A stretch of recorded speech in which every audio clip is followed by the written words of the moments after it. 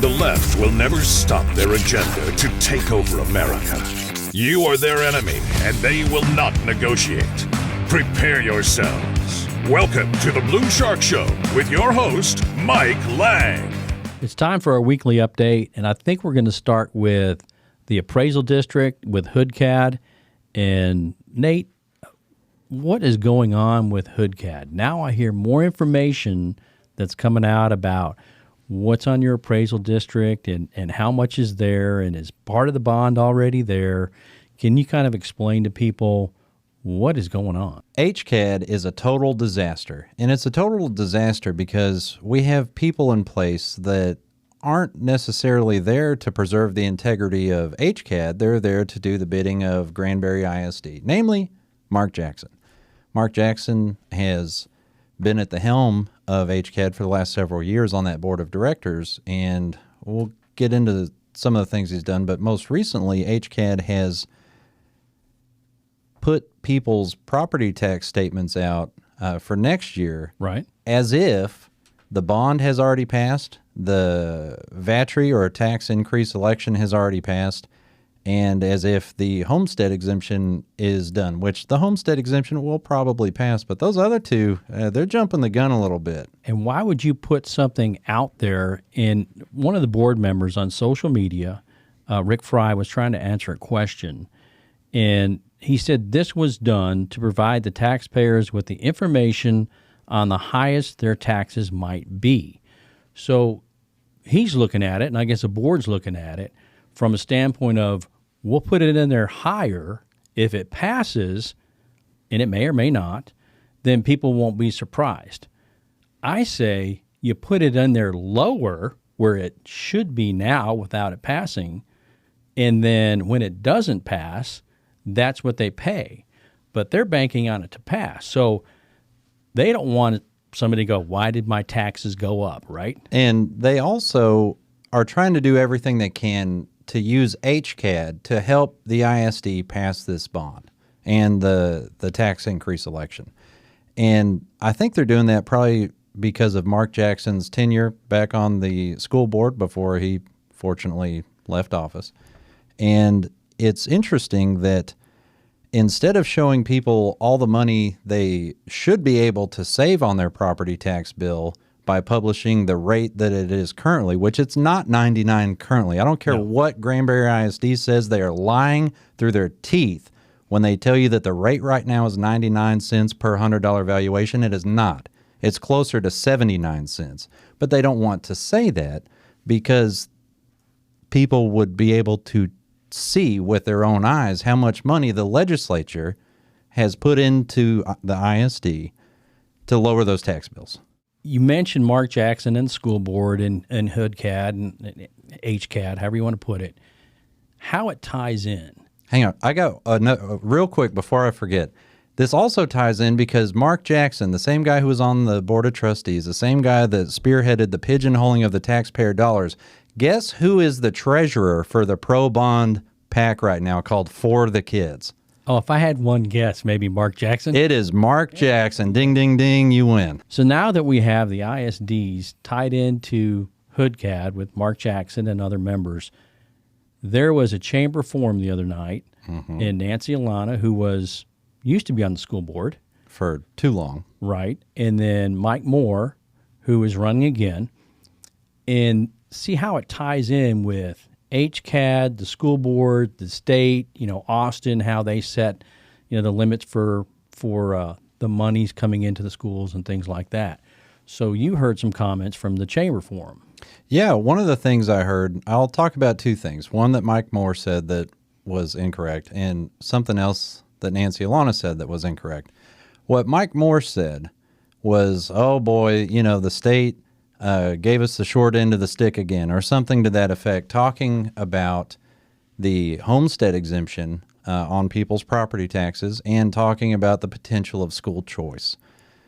Now, I find it interesting that he wants to complain about the state when the state just came in through HB3 from a couple sessions ago and has bought down about 20% or 17 cents of their maintenance and operations budget. The state gave the school district an extra basically $9 million a year at least in perpetuity so people could pay less property taxes. But Mike Moore gets up there and complains about the state. And how that the state's not there doing their end of the deal, when in fact the state is trying to do away with all the M&O, in the future of all the school districts. One piece at a time. Right. We do 20% now, add another 20% later, blah, blah, blah. It's not going to work if the local ISDs keep raising it up, saying that, oh, the state's not doing good. Oh, we're lowering your taxes. And then they have a bond they put out that says this bond will not raise your taxes, when in fact it states in the verbiage that this is a raise of your taxes. The ballot proposition that voters will be voting on this November says, in all caps, this is a property tax increase. Now, the district, the only place that they've admitted that the rate right now isn't that 99 cents is one place that they can't lie. They cannot lie in the official notices that they put out in the newspaper. If you read the local paper a while back, they published what the rate actually is right now. And then they also published what the no new revenue rate would be. But the district continues to lie, trying to undo the property tax relief given by the state and trying to pass this bond to try to salvage the career of a superintendent who, frankly, has outworn his welcome in Granbury. But wait a minute. Then you have another aspect of some of the people who want all these taxes raised, and they're out there on social media, they're out there in other groups, and they complain about the people that rent their home, that lease their homes, that do not have kids in Granbury ISD. And there are people out there, a lot of people, who say they shouldn't have a say-so about where or how much taxes they pay, where that tax money goes to. And you know what I call those people? What do you call the people? ASOs, approved school opinion spreaders. Those ASOs love to run around and say, if you don't have kids in the district and if you are a renter, which is apparently some type of sin now, you should have no say in the way it goes. And as far as I'm concerned, every registered voter that lives in GISD, we all pay taxes. A big portion of the district's funding now comes from the excess sales tax collected by the state.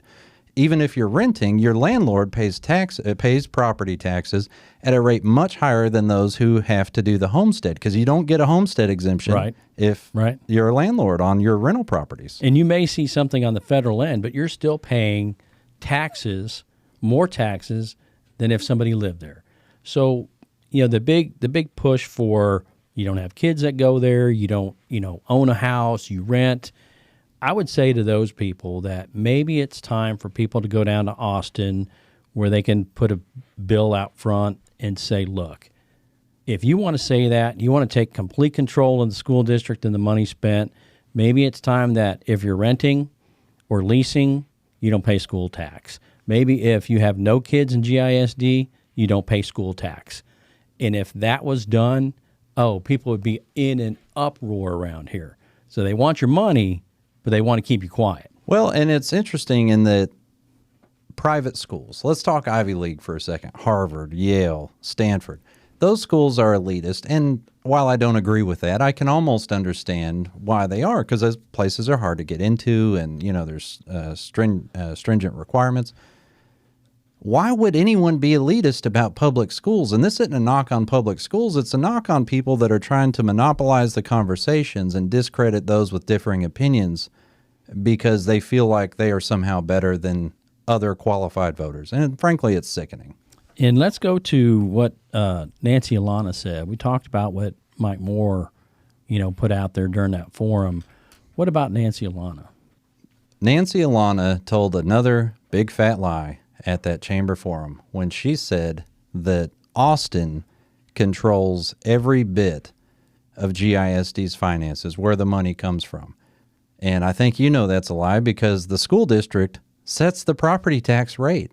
They can set it as high as they want with voter approval, like they want to do now, or they can set it as low as they want.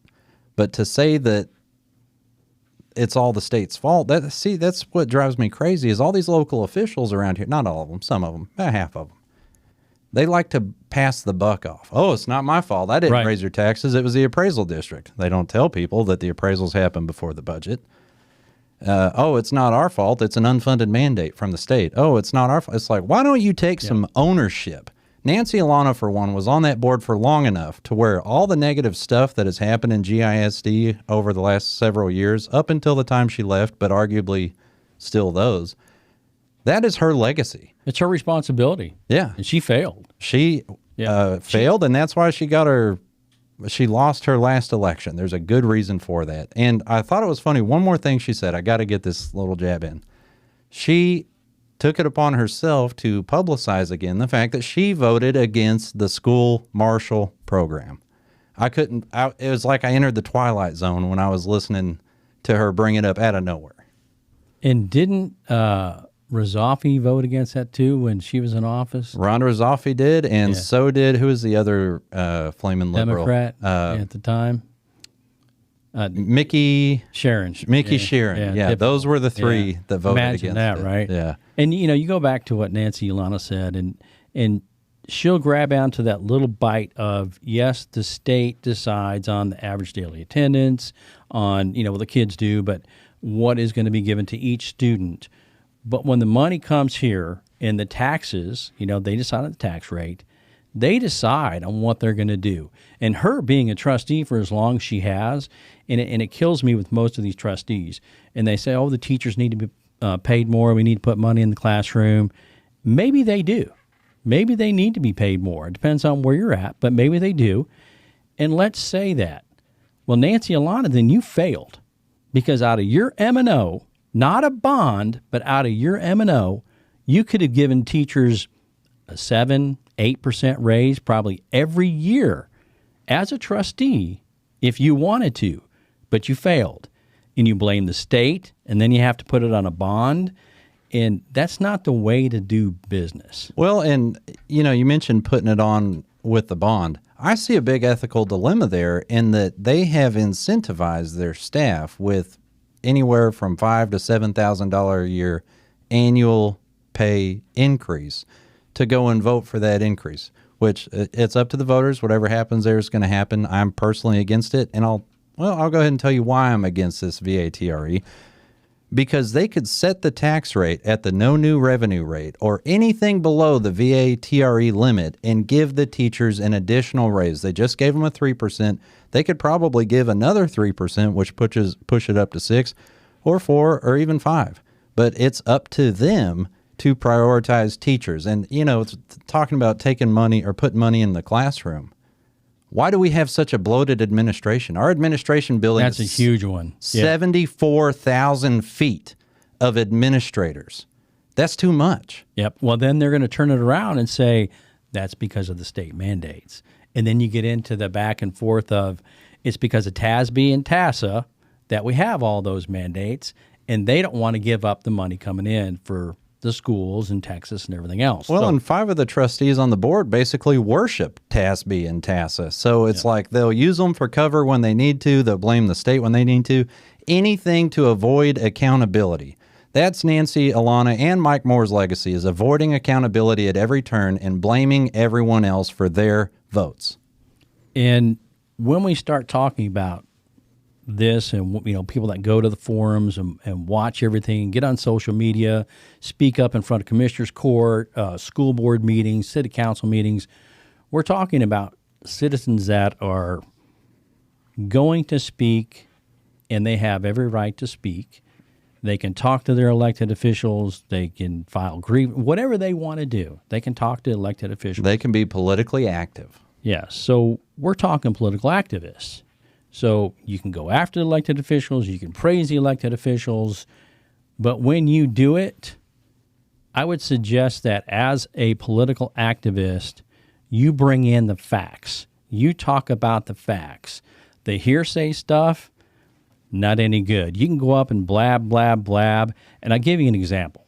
There's a guy in commissioner's court that is going after people from time to time, and he, on social media, he went after one of the constables, and he said, look, hey, I did this public information request and got the documentation of all 4 constables.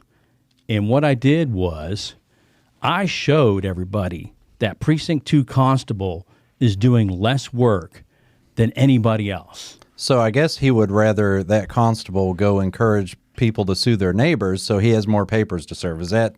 That's about it, because he doesn't understand what he's doing. He said, hey, I did a PIR, man. I've got this information right here. It is the smoking gun, people. I've got what it takes. Well, no, you don't. He doesn't have a clue. He doesn't have a clue. He's got a document that he got on a PIR that said, here's the stats. Now, you're right in what you say. Precinct 2 constable or none of the constables go out and say, boy, I need to drum up an eviction.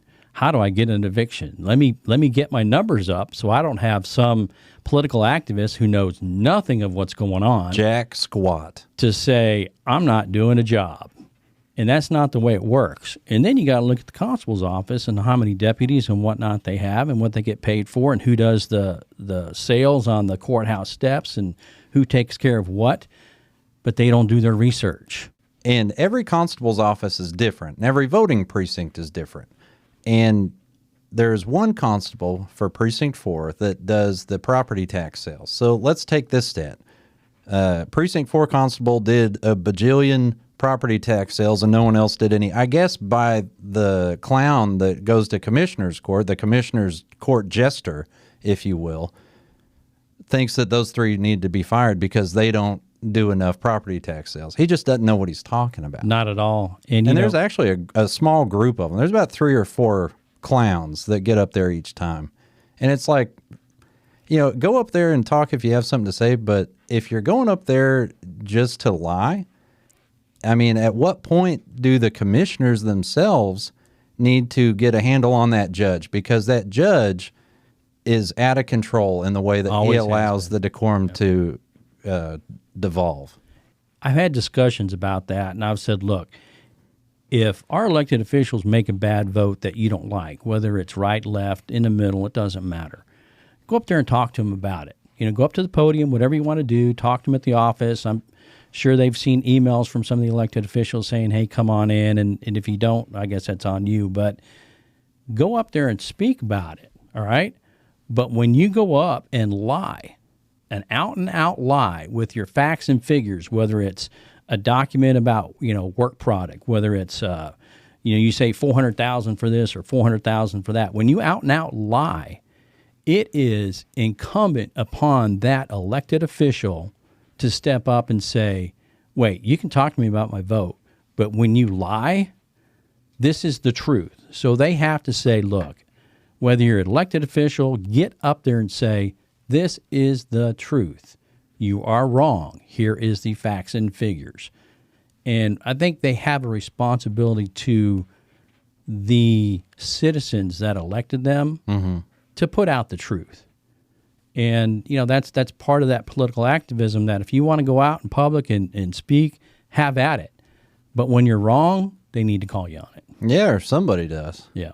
So, we've touched on the ISD quite a bit on the show. And, we've got some things that have been going on here for a few weeks.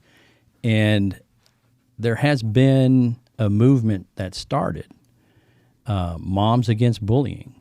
Yeah. And can you kind of fill people in on what's going on with that at the ISD? Sure. So I think we all know that bullying in schools has been around as long as schools have been around. The issue that Granbury ISD is faced with is that the bullying is so severe and the lack of follow-through from the administrators upholding their own code of conduct and, their rules on student conduct is so poor that it is out of control in Granbury ISD.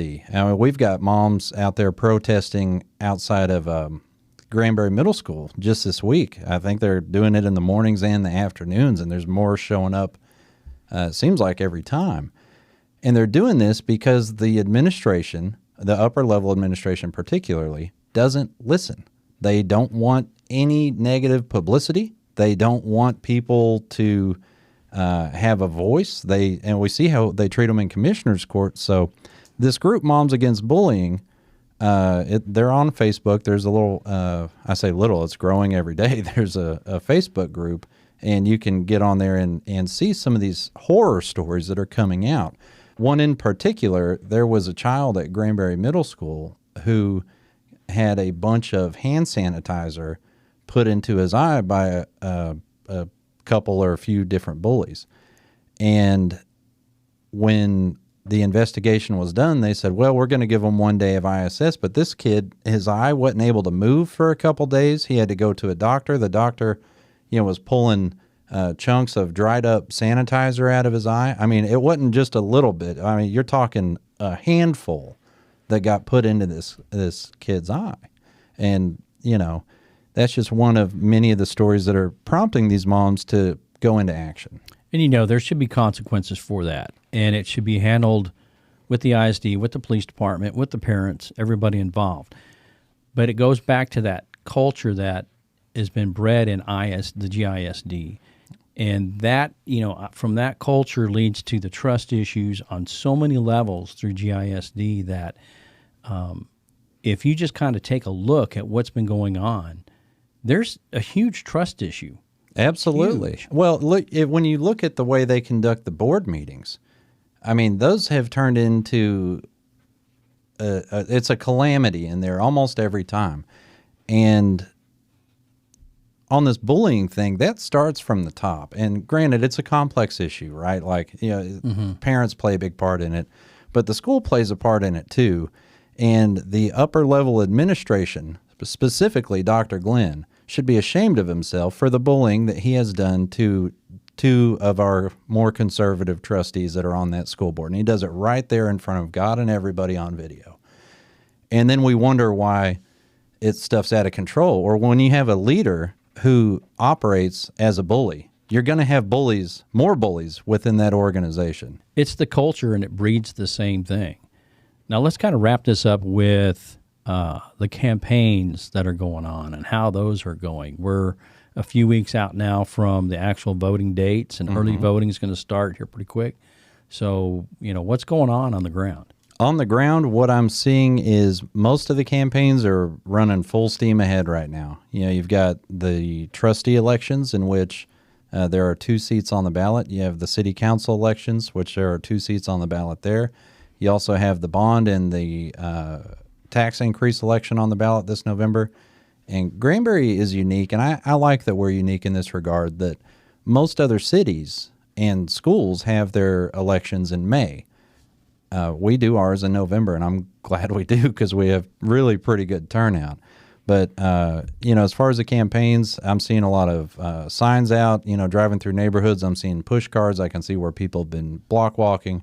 The chamber events, the questionnaires, the Republican Party endorsement that'll be voted on here soon. And that's great to see everybody going out, getting out the word, telling people what they're about.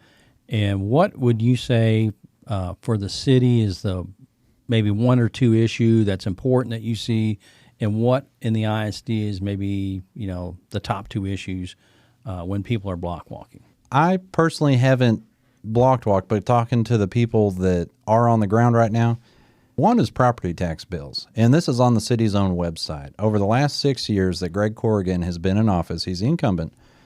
Over the last 6 years, the city property tax bill, the line item just for the city, has doubled in the last 6 years. They just raised the tax rate yet again. And, that's Greg Corrigan's legacy. That's one of the major issues I'm seeing out there. And then for the school board elections, it's getting hot out there. At the door, people are concerned about the lack of trust that they have in GISD. People are concerned about the way the trustees and the superintendent conduct themselves.